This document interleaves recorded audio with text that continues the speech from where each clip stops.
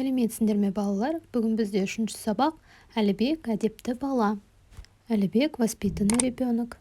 Перед тем, как начать урок, подпишись на канал. Жаңа сөздер, новые слова.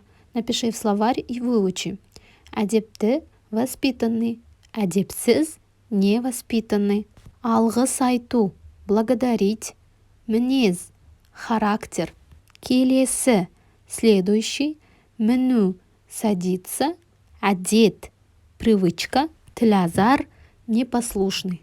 Менімен бірге оқы. Прочитай вместе со мной и обрати внимание на окончание. Бұл жіктік жалғауы. Мен әдепті баламын. Сен әдепті баласың. Сіз әдепті баласыз.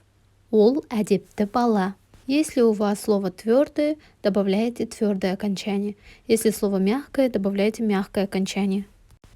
Теперь посмотрите на картинку. На картинке, на первой картинке, мальчик уступает место. Бұл Әлібек әжеге орын береді. Ол әдепті бала. А на второй картинке это Жалқаубек. Жалқаубек не уступает место. Жалқаубек әдепсіз бала. Екінші тапсырма. Мәтінді оқы, прочитай текст. Әлібек пен Марат киноға барды. Әлібек и Марат пошли в кино. Үйлеріне автобуспен қайтты. Они возвращались на автобусе. Келесі аялдамадан автобусқа әжей мінді. На следующей остановке зашла бабушка. Марат орын бермеді. Марат не уступил место. Әлібек орнынан тұрып, әже, мына жерге отырыңыз деді. Әлібек уступил место и сказал: бабушка, садитесь сюда. Әжей Әлібекке: өркенің өссін балам, әдепті бала екенсің деп алғыс айтты. 3-ші тапсырма. Сұраққа жауап бер. Ответь на вопросы. Әлібек пен Марат қайда барды? Әлібек и Марат куда ходили? Автобусқа кім мінді?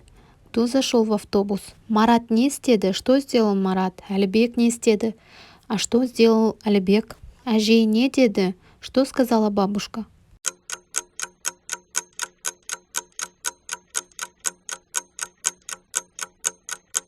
Келесі 4-ші тапсырма. Тиісті қосымшаларды жалғап жаз. Поставь правильное окончание.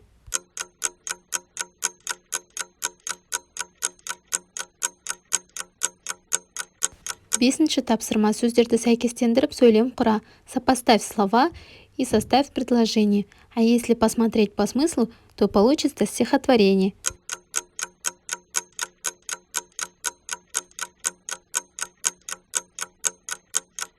6-ші тапсырма. Көшеде ауыр сөмкесі бар әжей кетіп бара жатыр. Оны бір бала қағып кетті де, әжейдің сөмкедегі заттары шашылып қалды. Сен не істейсің? Балаға не дейсің? Шла бабушка с тяжелой сумкой. И один мальчик случайно сбил бабушку. И ее сумка упала на землю. Все вещи разбросались. Что ты сделаешь и что ты скажешь этому ребенку? Есте сақта, запомни. Мен әдепті баламын. Әжейге орын беремін. Үлкендерге жол беремін. На этом мы закончили урок. Подпишись на канал и поставь лайк. Спасибо за внимание. Осымен біздің сабағымыз аяқталды. Келесі сабақта кездескенше сау бол.